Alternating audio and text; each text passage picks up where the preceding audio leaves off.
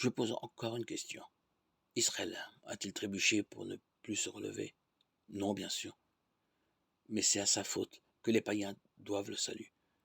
Dieu voulait le rendre jaloux. Or, si la faute des fils d'Israël a été un enrichissement pour le monde, si leur échec a été un enrichissement pour les païens, que dire alors du jour où l'ensemble d'Israël sera là?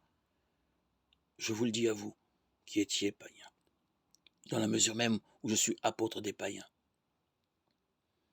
Ce serait la gloire de mon ministère de rendre un jour jaloux mes frères de race et d'en sauver quelques-uns. Si en effet le monde a été réconcilié avec Dieu quand ils ont été mis à l'écart, qu'arrivera-t-il quand ils seront réintégrés? Ce sera la vie pour ceux qui étaient morts. Si un peu de pâte est consacrée à Dieu, toute la pâte devient sainte. Si la racine de l'arbre est sainte, les branches le sont aussi. De ces branches, quelques-unes ont été coupées, alors que toi, qui es une branche d'olivier sauvage, tu as été greffé parmi elles. Et tu as part désormais à l'huile que donne la racine de l'olivier. Alors ne sois pas plein d'orgueil envers les autres branches. Malgré tout ton orgueil, ce n'est pas toi qui portes la racine, c'est la racine qui te porte. Tu vas me dire, des branches ont été coupées pour que moi je sois greffé. Fort bien. Mais c'est à cause de leur manque de foi qu'elles ont été coupées, et toi, c'est à cause de ta foi que tu tiens. Ne fais pas le fanfaron, sois plutôt dans la crainte. Car si Dieu n'a pas épargné les branches d'origine, il ne t'épargnera pas non plus.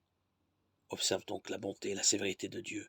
Sévérité pour ceux qui sont tombés et bonté pour toi, si tu demeures dans cette bonté. Autrement, toi aussi tu seras retranché. Et eux, s'ils ne demeurent pas dans leur manque de foi, ils seront greffés. Car Dieu est capable de les greffer de nouveau. En effet, toi qui étais par ton origine une branche d'olivier sauvage, tu as été greffé malgré ton origine sur un olivier cultivé. À plus forte raison, ceux qui sont d'origine seront greffés sur leur propre olivier. Romains 11, 13, 24.